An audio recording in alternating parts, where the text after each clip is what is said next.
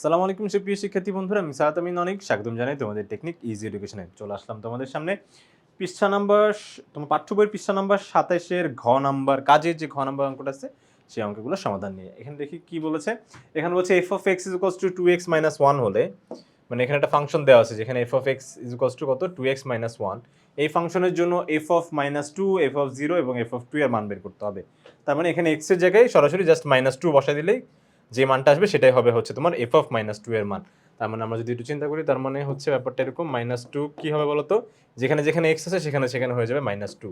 তাহলে x এক জায়গায় আছে, তাহলে -2 দিলাম, আর এখানে -1, তাহলে -2 আর হচ্ছে +2 মাল্টিপ্লাই করলে এখানে হবে হচ্ছে -4, আর এখানে হচ্ছে -1 ইজ ইকুয়ালস টু কত বলতো, -5। ঠিক আছে, তাহলে f of -2 এর মান আসবে হচ্ছে -5। তারপরে 0 এর জন্য তোমার হচ্ছে x এর জায়গায় আমরা 0 বসাবো, তাহলেই হয়ে যাবে। দেখো এই সিম্পল এই বিষয়টা।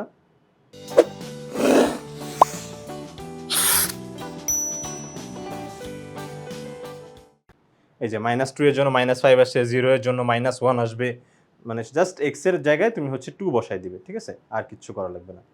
ওকে, তারপর এটা কেন হচ্ছে, ওকে। আচ্ছা, তারপর আমাদের 2 নম্বরে বলেছিল যে f of x equals to তোমার হচ্ছে 2x - 1, এটা তো তোমার দেওয়াই আছে। তাহলে f of a plus 1 তোমার হচ্ছে বাই 2, এটা মান কত হবে? ঠিক আছে, তাহলে সেক্ষেত্রে x এর জায়গায় কি হবে বলতো, এখানে x এর জায়গায় a plus 1 ডিভাইডেড বাই 2 হবে। তাহলে সেক্ষেত্রে দেখো এখানে 2 কিন্তু কাটাকাটি চলে যাবে, তাহলে কি a plus 1 minus 1 থাকবে, plus 1 minus 1 কাটা, শুধু a হয়ে যাবে আমাদের অ্যান্সার। তারপর বলছে f of x equals to 5 হলে, ঠিক আছে, x এর মানটা কত সেটা জানতে চাইছে, যে f of x equals to 5।